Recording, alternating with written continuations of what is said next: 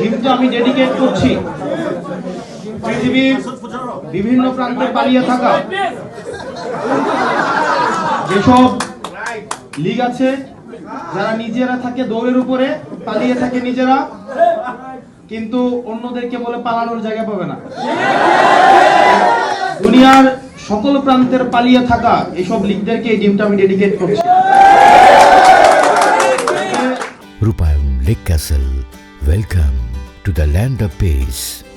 আমরা তো এখন কাঁচা ডিম আছে, ওরা এটা কাঁচা থাকবে না সিদ্ধ থাকবে আসলে আমি জানি না। তো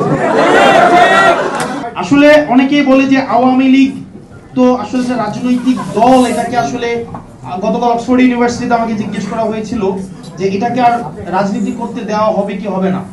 এটা পিপল ডিসাইড করেছে 5ই আগস্ট, যখন সেটা জনসমর্থন হারিয়েছে সে কারণে এই দলের নেত্রী দেশ থেকে পালিয়ে যেতে বাধ্য হয়েছে।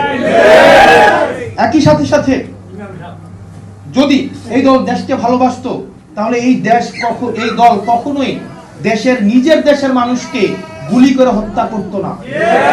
আপনারা দেখেছেন হেলিকপ্টার থেকে গুলি করা হয়েছে, আপনারা দেখেছেন শিশু, কিশোর, বৃদ্ধ, কৃষক, ছাত্র, মাদ্রাসা ছাত্র, কলেজের ছাত্র, ইংলিশ মিডিয়ামের ছাত্র, এখানে হচ্ছে হিন্দু, মুসলমান, ধনী, গরিব, মা, বাবা, এখানে প্রত্যেকটা হিন্দু মুসলমান সহ প্রত্যেকটা মানুষ এখানে হচ্ছে উপস্থিত হয়েছিল ওই আন্দোলনে।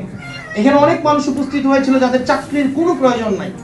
এই যে আপনারা যারা ডায়াসপোরা কমিউনিটি আছেন, আপনারা বিশ্বের বিভিন্ন প্রান্তে, আপনারা যারা জুলাই অংশগ্রহণ করেছিলেন, আপনারা কি চাকরির জন্য অংশগ্রহণ করেছিলেন? আপনাদের কি কোনো চাকরির দরকার হয়েছিল? আমি অনেককেই দেখেছি যাদের বাংলাদেশে কখনোই কোনো কাজে না গেলেও চলবে, কোনোদিন যাওয়ার হয়তো কোনো প্রয়োজন নাই, কিন্তু স্টিল বাংলাদেশকে আপনারা হৃদয়ে ধারণ করেন।